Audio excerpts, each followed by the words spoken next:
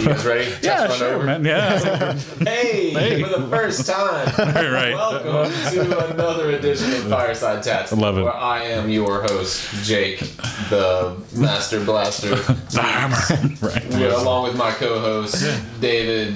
Did I say Turbo. Turbo. Ozone. I'm going to stick with Ozone. I'm going to be Turbo and you be Ozone. You tell me whichever one. You got to get it right, though. David Ozone Evans. Beautiful. Jake Turbo Meeks. Welcome back. Welcome back. And this is our Halloween episode. Halloween. I think, is it our 13th one, too? 13th on Halloween Day, maybe? Maybe our 13th episode. Oh. I lost count. Love and I it. stopped numbering them because I don't know. That's all I right. lost count. Too Numbers. many numbers. So, today on our spookiest episode in Fireside history, we have the Chris Fitzgerald. Wait, hang on. I don't get a nickname? I was just thinking about a nickname, but I can come up with anything. Chris Shredder. Shredder. Yeah, that's all pretty right. good. All right. It's not very good. Yeah, we'll go with We'll Chris put that. Fitzgerald. Yeah, we'll put that. All right. So we pulled Chris from Southern California, where I'm gonna get this right this time, where he shreds, waves daily, from the beaches of La Jolla to Leo Carrillo and up to Pismo. Beautiful. Awesome. We pulled him from the jaws of great whites, which he surfs directly over the top of. No fear. Nice. So, some fear. Some fear. Mostly dolphins, though, right? Trepidation. Mostly dolphins. Do they swim with you, really? Oh, all the that's time. awesome. Yeah, they get within touching distance. Yeah, when I went out with him, Like it. when I was there visiting, there were dolphins. Like, man, I could have hit him with a rock. I tried. I threw a rock back. I think that's Yeah. illegal. It was. I think it has signs. It was Please do embarrassing. not toss stones at the rock. Yeah, there's a picture of Jake throwing a rock on the sign. Yeah, don't throw rocks at dolphins. Look, I'm not from here. We don't have ocean. That's what we do in Memphis.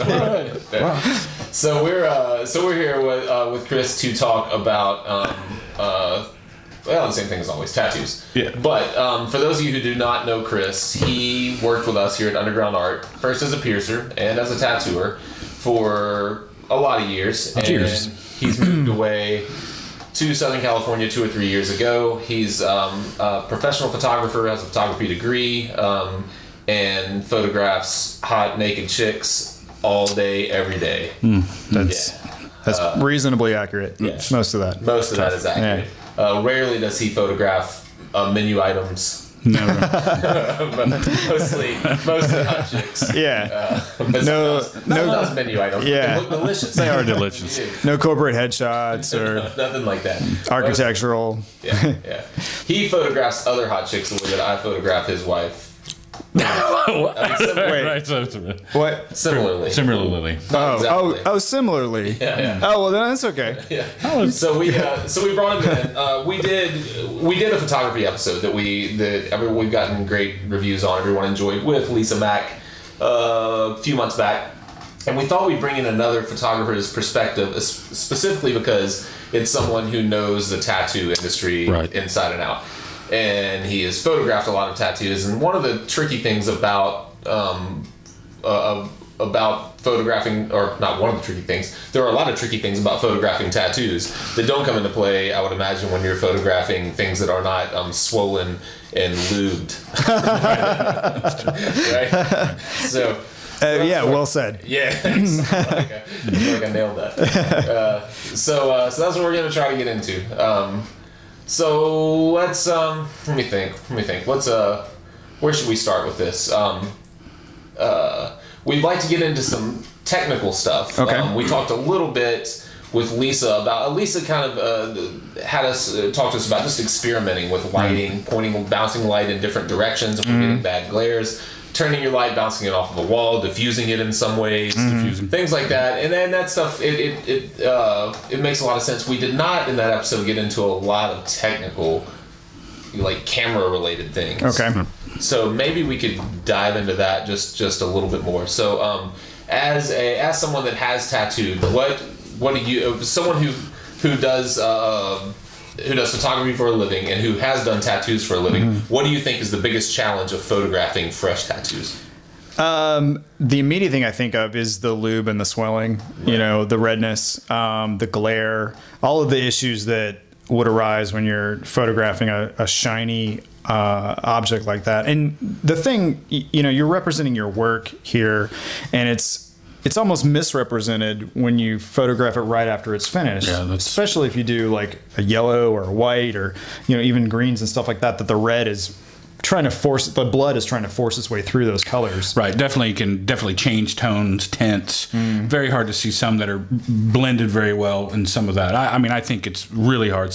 And we were talking about a second ago, especially with some very subtle gray washes and say portraiture or black and gray work, especially very hard to see when you first get done. And that's probably, I think that's. Like I said, we've had problems with that. We definitely, where do you start with that as a beginning tattooist? Like, how do you take really good photos of your own work? Never mind taking lots of photos. I think is probably what we touched on too. We talked about that some last time. Taking more photos than you think you might. Than you really think. Yeah. You need, I mean, I found myself, thoroughly disgusted when I finish a tattoo that I'm really happy with, and every photo I take, I look back at it. And of course, we all come from a time where we used to just like take photos, hope for the best, and then when they were developed, you throw them away physically later. And now you can just dump them right there on the spot, which is what I almost always do. I take a dozen photos, and 10 of them, I'm like, well, that sucks. That sucks. Yeah.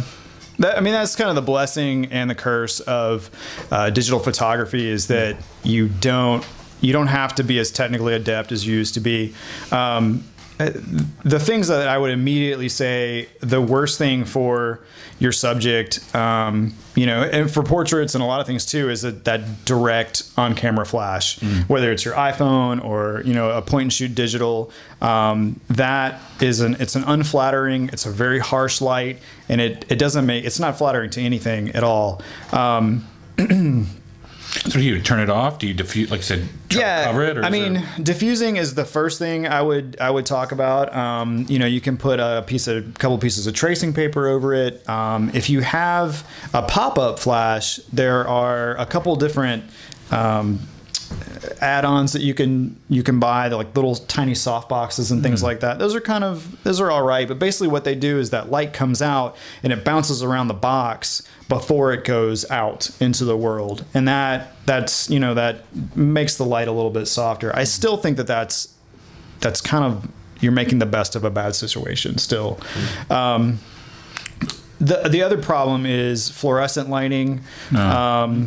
Is awful. Fluorescent lighting, and I don't know this for a fact, but I've heard that it basically penetrates a layer of the skin that other light can't, and so that's why people look like garbage under fluorescent light.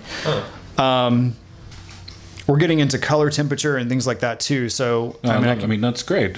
Should you basically have a special area to take your photos in? Should you like I said, one, what do you think as a starter? Like I said, if you're just starting out, do you think you should get a digital camera? Should you use some device that you already have? Should you stick with a? Because I have to admit, I'm not a Yeah, I would say stay away from your iPhone because it's too convenient, and I think that it makes a lot of decisions for you that you probably need to be in charge of. I would say also, if you're going to print your photos, iPhone photos look amazing on iPhones. And, printing it is a possibility, but very hard to convert. Exactly. And there's issues there. I would say get a digital camera if you can afford something with a detachable lens. That's awesome. That's a great place to start. That's going to give you a lot of maneuverability. If you're a beginning tattooer and you just spend all your money on machines and power supplies, the thing I would do is try to get a point and shoot, and shoot in front of a window. Turn your flash off. If you have manual control, you can, kind of adjust your white balance for, you can try shade in that situation. You could try auto. You just kind of mess around with it. When you say shoot in front of a window, like meaning the window is behind you?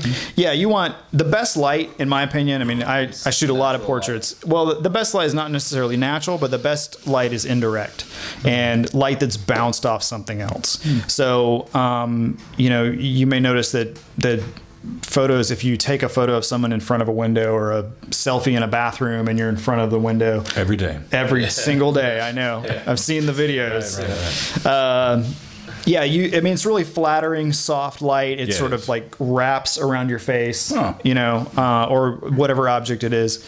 So I would say standing in front of a window where you get a reasonable amount of light, where you don't have direct sunlight, turn your flash off, and then especially for what do you guys think? Arm tattoos are like the most? You do a lot of sleeves? I would say, yeah, but arms, especially when you have when there's a contour, sometimes you're going to lose some of it, like in that full spectrum. Like often I've been told, like, take it at an angle where you're getting, you're not getting that direct, where you actually, if you lift it maybe 20, 30 degrees or something, that might get you like more to the photo, and then you don't have as much like bouncing light. Maybe. Yeah. But I mean, I don't know if that's true. That's just a kind of a chance. I've been like, or I mean, just out of dumb luck, I guess. I've photographed tattoos just lately from the angle that I was working on them. So if they're laid out in front of me and I'm photographing a forearm, I've kind of shot it at like kind of a stronger angle instead of being like having them stand up and drop it out and shooting it straight on. And I feel like the tattoo is always richer. It looks better whenever I get it from like an off angle. It seems strange. I noticed a few other tattooers doing that where like they're doing full back pieces and they're literally like still sitting in their chair and taking a shot of the back where you really can't see the whole piece. You get the idea of the piece. I'm like, oh, you don't get it. I didn't see any of that glare, so I started trying it, and I have noticed that it seems to make a difference for me. I've always thought that if I'm finishing a tattoo in the daytime and I just go outside and get not in the sunlight but in like the shade of the shop, that it at least looks more like the tattoo. The colors seem to look more like the tattoo. So that probably speaks to what you're saying with the diffused. Yeah. Shade would be my second thing if you can't. The problem you would have in front of a window is you might not be able to get enough light, and then you have a slower shutter speed, and then you have a blurry picture. And that's the problem with an automatic camera, is it makes a lot of decisions for you, trying to get you the best picture possible. And while we were talking about that, when they're selling cameras, they want you to be wowed by the saturation. So you're in the camera store and you're taking pictures and you pull it up on the back and it's like, oh, the greens are so green and the reds are so red, and your saturation is so pumped up digitally and artificially that's something you can also do in the camera, is back off your saturation just a little bit, because it pushes reds so much. So because that's a color that snaps, and they want you to buy the camera because you're like, oh, this camera takes great pictures. So back off your reds a little bit, and then that will cut down. Yeah, we've definitely seen ones where some greens will go really yellow, and then some reds will go super bright, where they just weren't. I mean, they just weren't that bright. You know? It's trying to. I guess it's compensating to its own spectrum at that point. Yeah, and if you're not like, auto white balance isn't a perfect thing, and especially in a room like this where you may have 2 or 3 different light sources, and then you have all the colors that are bouncing off the wall. So in here we have sort of a maroon and then a blue, and then there are CFLs. So all those things are affecting the temperature of the light. If you're in the shade, typically all the cameras now usually have a white balance that you can set yourself. So what does white balance do exactly? White balance just adjusts the light. Like different lights are different, what they call color temperatures. Like light through a window is usually blue. CFLs are kind of a greenish color. Halide lights are a different color. Incandescents are usually orange. Shade is usually kind of a cooler yellow as well, and that might be your best bet. And if you can set that, usually should be able to set that pretty easily, and it'll be a picture of a house with like a triangle. And that's what that is. So, and that's a place to start. Where basically, it should give you a more accurate rendering of your colors, and that'll make a huge difference, because you're affected by color whether you know it or not. And so if you see photos of like somebody under fluorescent light and that makes you feel kind of weird, that's probably why.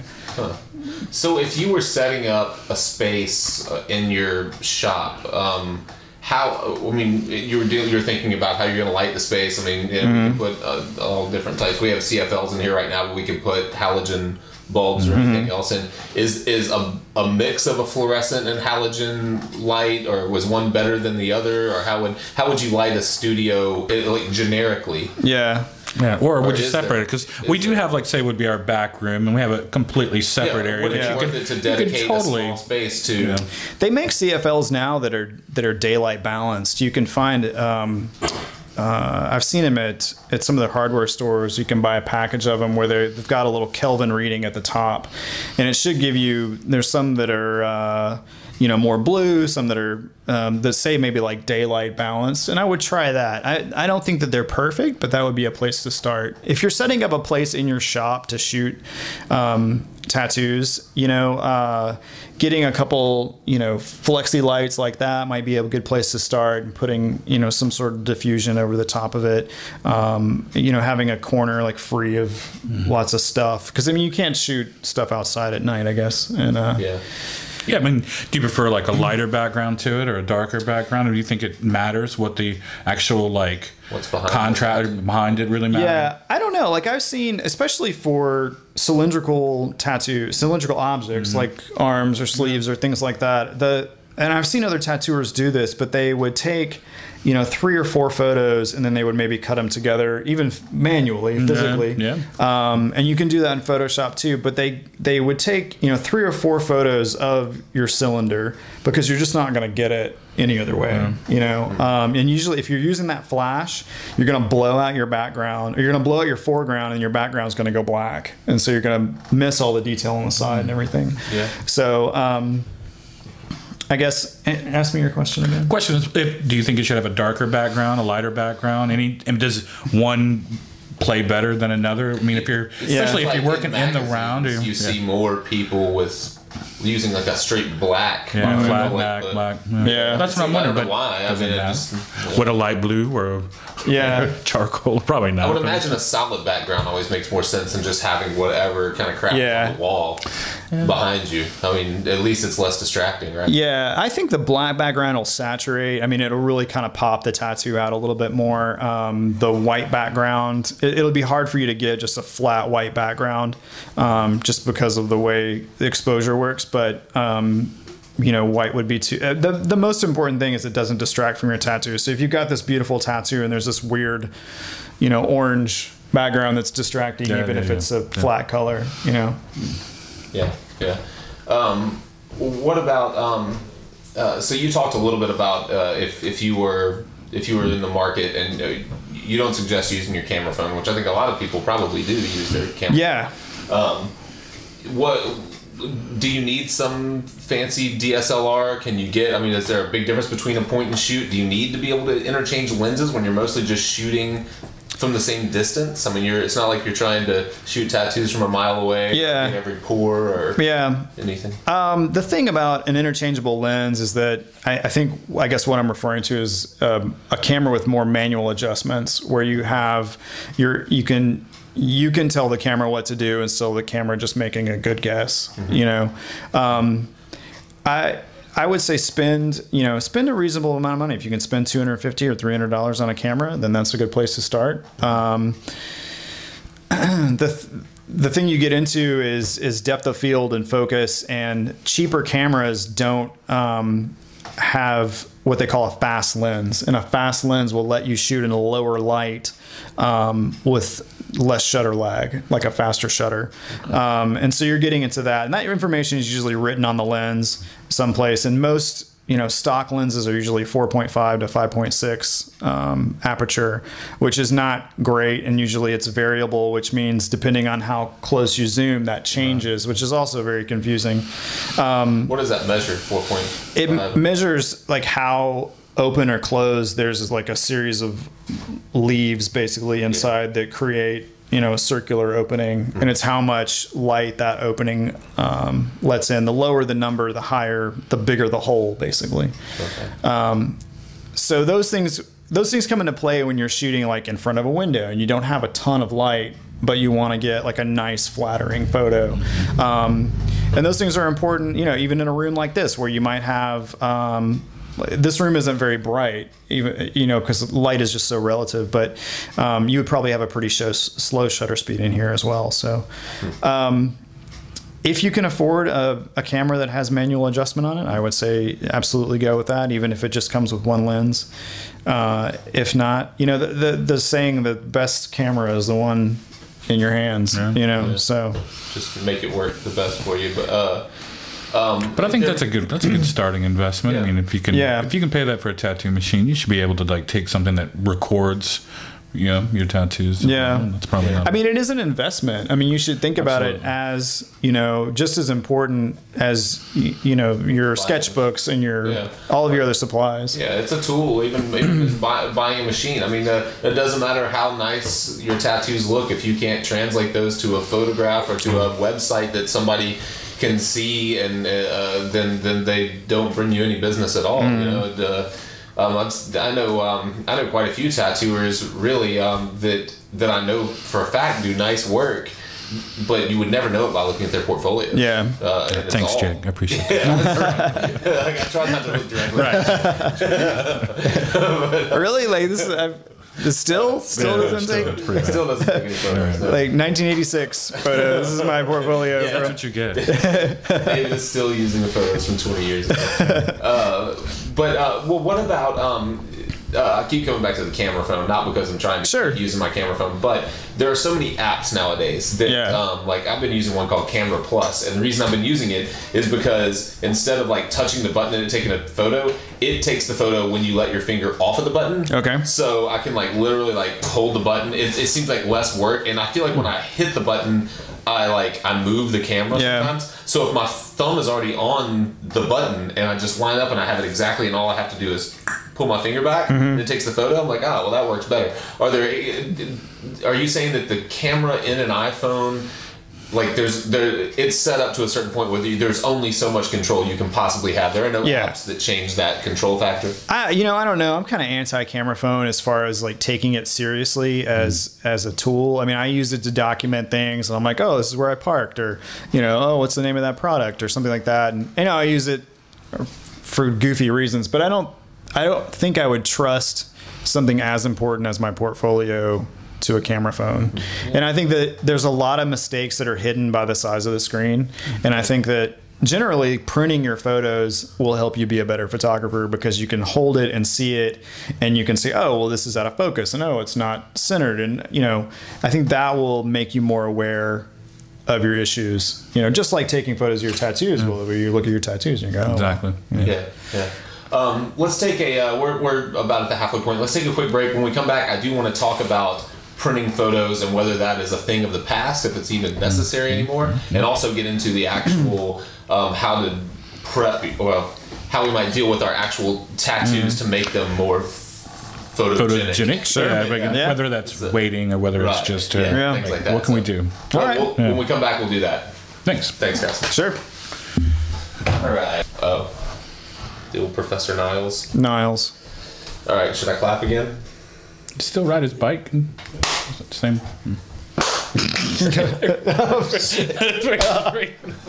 All right. And we're back. Welcome back. Welcome back to part 2. I still haven't come up with a nickname for Chris. Shit, I meant to do that at the break. Seriously? We just broke for like 20 minutes. Yeah, that was... It's because there's no beer at this podcast. Yeah, I just want to say that they have been drinking for every single podcast, and then I showed up, and it's like Mormon, Utah. We're not sponsored tonight. You didn't bring beer? Well, I'm the guest. Yeah, thanks, man. I don't know how that happened. Yeah, I know how that happened. Podcasting at an off time. Something's Dry County. It's Dry County. So let's jump into the whether or not it. And I'd love to do a poll with tattooers of how many people actually still print their photographs print them out, and have real live portfolios. Cut the excess off and put them in your portfolio. Yeah, like tape it, double-sided tape, put it in your portfolio, and stick it on the shelf in your tattoo studio. Or is everything that you show on digital? Computer? Do you have or do you have one of those tablets? A lot of people are using, even at conventions, people are just like setting their which is really crazy to me. They're like setting their tablet on their station or like at their booth while they're tattooing. For someone just to walk by and go like, yeah, I need one of those. Hey, I think they were coming up with those ones that are just like framed too, where you can just like having like basically it's like a digital picture frame. Yeah. What do you? I mean, do you still print a lot of? You do a lot for print. Yeah, I mean, for me personally, and I just think as a. That's like it's just close to your face. All right, so like this. Is that Thanks, man. So as a as a photographer, and you're always marketing your work, and as an artist in general, you're always trying to do stuff that sets you apart, that makes you, I mean, there's 1,000 awesome tattooers out there. No offense. There's 1,000 awesome photographers out there. So it's like, how do you make your work and your brand of what you do stand out? And so I mean, everyone in the photo industry has an iPad, but I don't think that conveys the power of the print to me. And as we work in different industries, but I think when I mail my books off all the time, and I think that makes a really good impression. Yeah, I was in graphic design for a while, and that was one of the things they were saying. Having a real example in your hand at any point is like, especially something that you can walk away from. I think it makes a really powerful impact. It gives them something that they can go, he's got not just enough mocks, but giving out let them see it, let them take it home, let them actually say. It's a little hard for tattooists that way, but even that you can make printed examples. I've seen a lot of cards now where they throw 1,000 images on there and be like, come on down. But you want like one or two. It kind of goes back to what we just talked about in our last episode, just the two of us, with how much we appreciate books, like art books, always, and what a great resource maybe Google Images or just the internet in general is for drawing, but nothing really replaces a really nice art book. And I think that you're saying, and I was just at your place not that long ago, and I looked through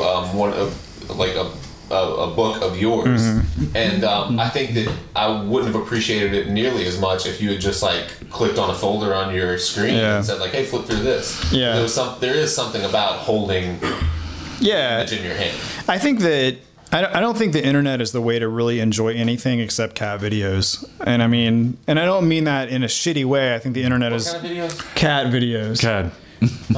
Cat. Not video. cab. Oh, okay. Cab videos. Titties on those videos? I mean, that's okay. The internet's. They do. What? Of course they do. Wait, what were we talking about? So, in your hand. Yeah, exactly. I don't think the internet is a way to enjoy anything, really, to its fullest extent. And I think that if you have a printed book and it's nice and it's got good photos in it, because you don't want people in the waiting room touching all over the computer, or you don't want to pass an iPad around to 15 different people in a night, and not everyone is, you still have walk-ins. I mean, I'm sure that we're talking to some people who have shops that have walk-ins and stuff like that, and not everyone is will have done their research beforehand,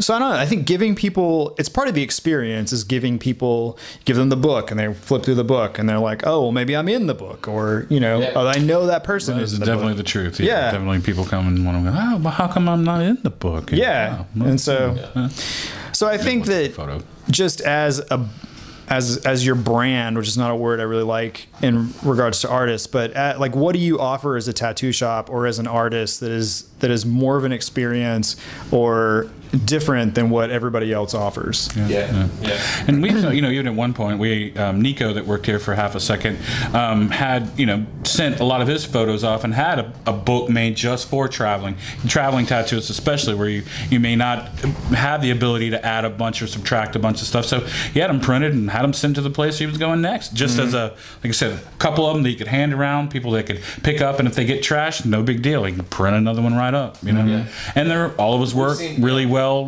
formatted, easy and cheap ways to do some of those things. We still have books that, well, of course this was before the internet age, but where people used to send stuff all the time. We have books of Tim Biedron's or Dimitri, or people that literally made spiral bound books of their work. And I agree. I tend to think that it will. I don't want to say that will never go away, because it very well might, but I think it would be sad if it does. Right. Yeah. And I mean, we talked before about how to get an apprenticeship, but maybe also how to be if you are interested in being a traveling tattooist. Once you do have your diploma or whatever. And that is one way that somebody will absolutely remember who you are. If they have an example of any, like I said, even if it's 10 or 20 photos, it doesn't have to be a lot, just enough so that it's like, oh yeah, we can show this to people before you come, at least a week or two, and maybe get you some appointments before you're ever there. And then they don't even have to look online or go through a lot of, boom, in your hand while they're in the shop, and maybe they'll like your work enough to come and see you. And that's usually what, like I said, that's how we ended up getting a lot of portfolios from people. Just them interest in traveling and them having basically trying to get their fingers out into different, Well, Dimitri, like sending his book a month or two in advance to sit on the shelf and like create buzz like that. Genius. I don't think that anything else is going to do that. I mean, you can tell people, oh, we have Dimitri coming, and look him up on his site. Well, people, that person is going to get 1,000 different stimuli from there to their car. They're not going to remember to go home and look up Dimitri. Giving them that experience right then and there, I think is the way to make an impression, and especially when it shows that you've put some time and effort and money into the book. When it's professionally done, I think it really stands out. I'm the last one that should be saying this because my portfolio is in like a $2 binder from Office Depot. But there's a big difference between my portfolio and Dimitri's, not just in tattoo quality, but in portfolio quality.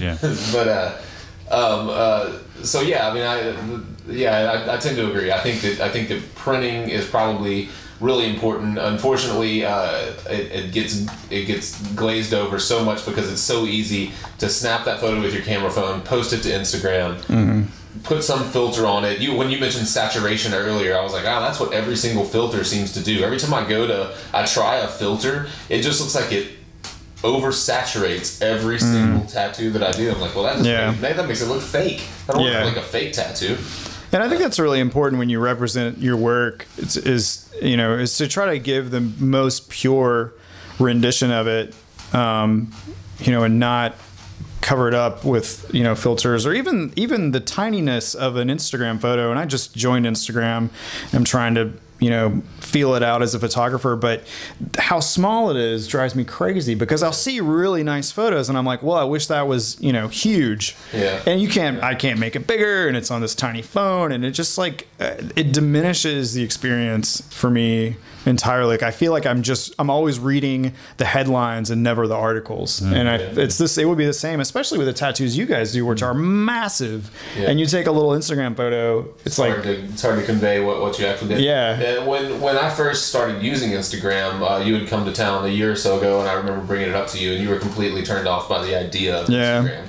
And I see why. I've used it long enough now, and I've seen enough other tattooers and just people use it in general, and seeing the filters just used to such an exhausting extent. It's like, that's just nothing.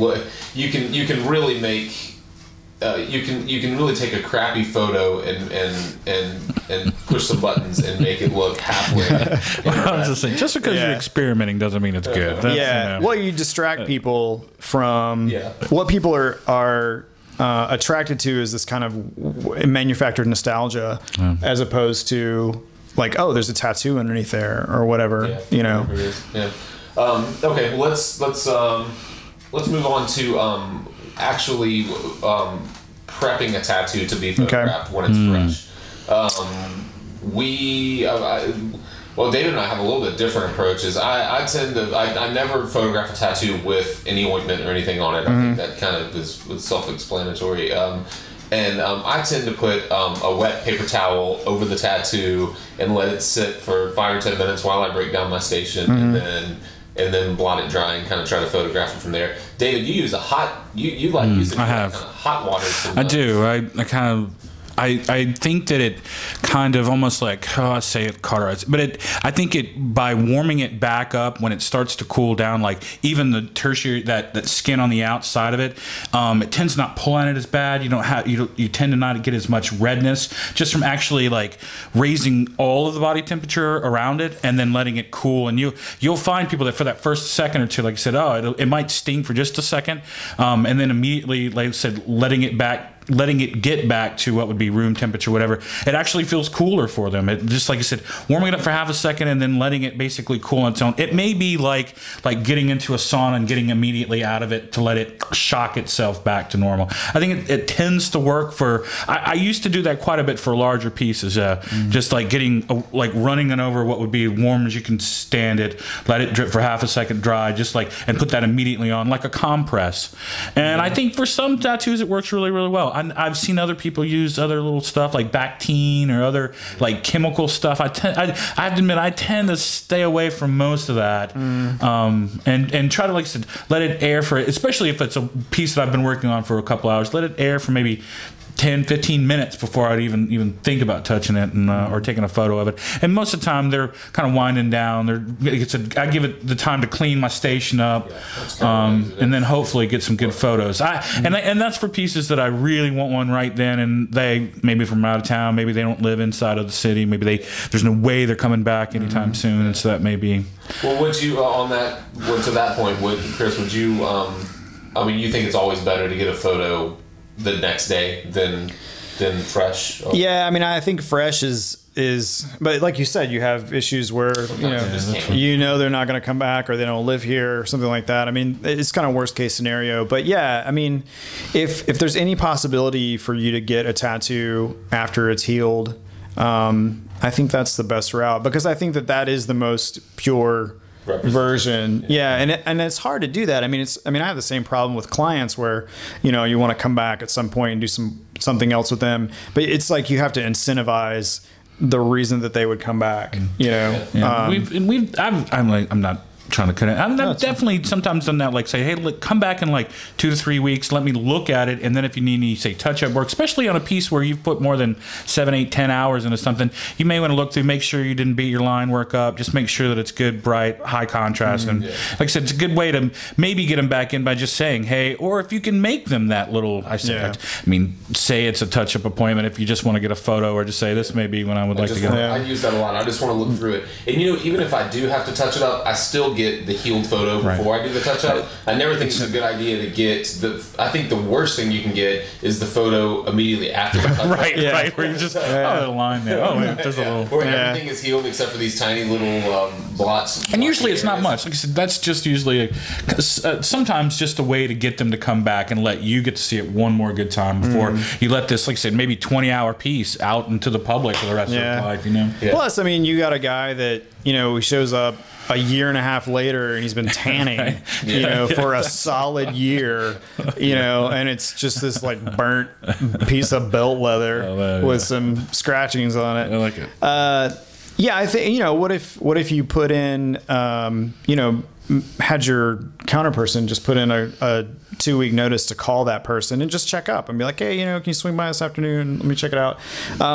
If you're going to photo it right after you tattoo it, I think that what you guys have said is good. Is I would go cool before I go hot, but if hot works, I mean, I always think the reason I even started cool, and I'd like to see side by side. Yeah, man, I have no idea. Yeah. I always just think like icing a sprained ankle. You like pushing heat away from the area or something like that, but pushing redness and heat away. That's why I tell people the next day when they get in the shower to, like, when I have a fresh tattoo, I try to take the coolest shower that I can, because I think of it as like cold water on a sunburn. Wait, you shower? Yeah. I thought you were supposed cold to wait showers. Maybe that's what my problem is. Tattoos, I don't shower otherwise. Well, I thought you had to wait 2 weeks before you showered. 2 weeks? Not a bad idea. That's coming up in our aftercare, which we are going to do, I think. Yeah, I think we probably need one of those. Into a combative episode. We have like people all with different aftercare. It's true, man. That's like and maybe that's personal, because you get used to what works for you, and you hope that it works for other people real well. And every once in a while, you get the spare, somebody that goes, "Oh, I'm allergic to cocoa butter." Be like, "Well, shh." Yeah.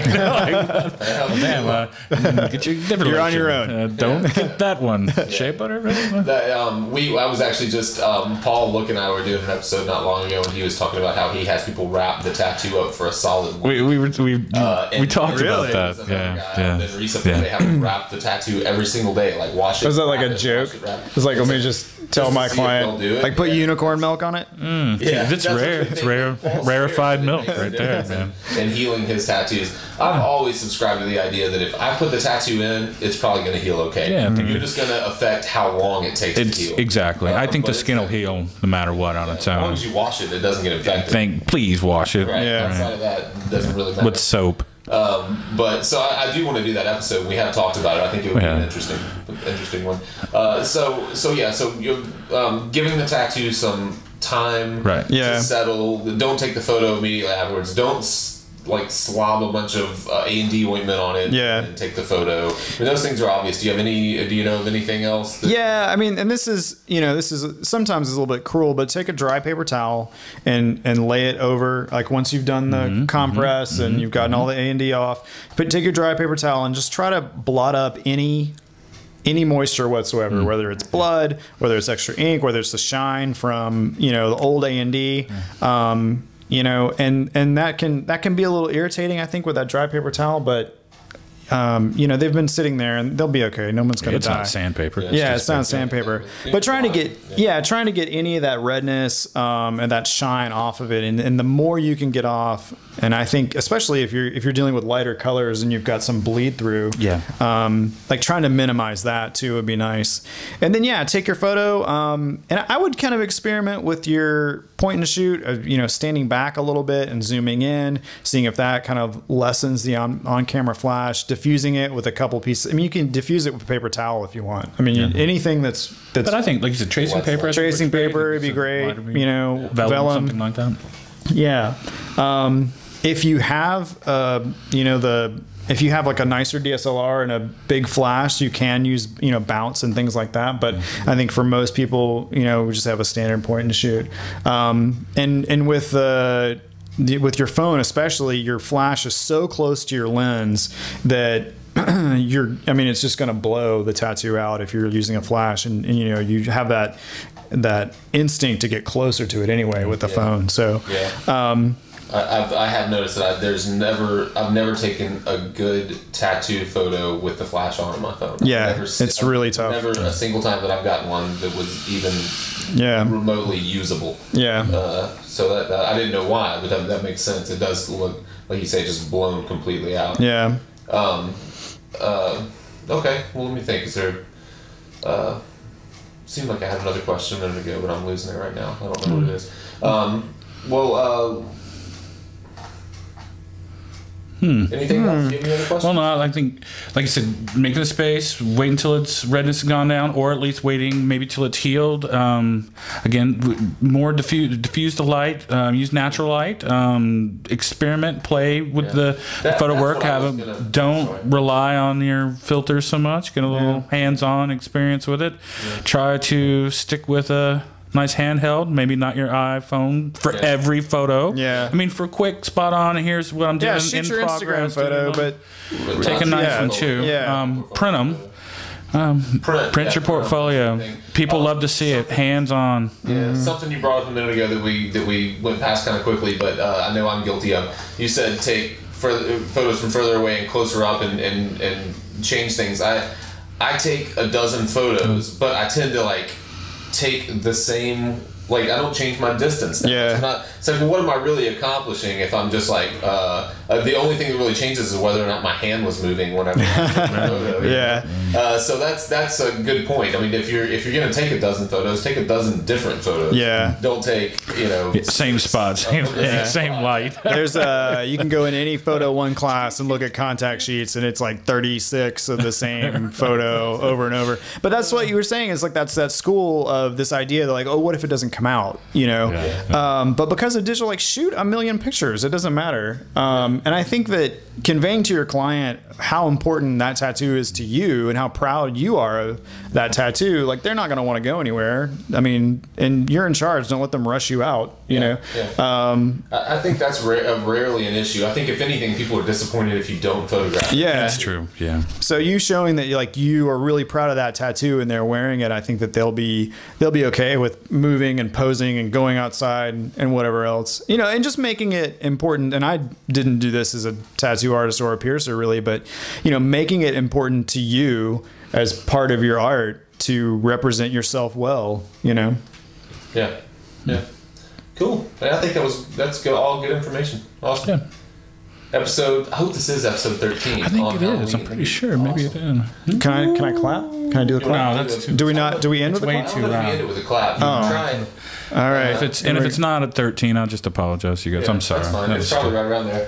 Oh. That means the episode is over. Was that good? Go to bed. It's midnight. Right. Thanks again, Chris. Yeah, thank you. Really all right, that was really awesome. Good, informative. Thanks, Turbo and Ozone. Ozone. Thanks, man. Yeah, great too. Thanks, Firesiders. Have a good night.